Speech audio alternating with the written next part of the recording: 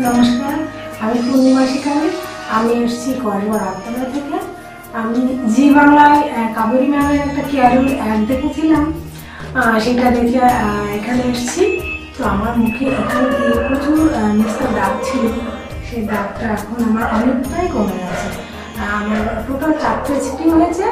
তো আমি অনেক অনেক হ্যাপি ম্যামের কাজে। আর হয়তো একটা দুটো সিটিং হলে আমার পুরো মুখটা কভার হয়ে যাবে। এই তো আপনাদের যাদের মুখে এরকম মিস্টার দাগ আছে তারা নিশ্চিন্তে আমার কাছে চলে আসুন, আপনারাও আমার মতো হ্যাপি হয়ে যাবেন। নমস্কার।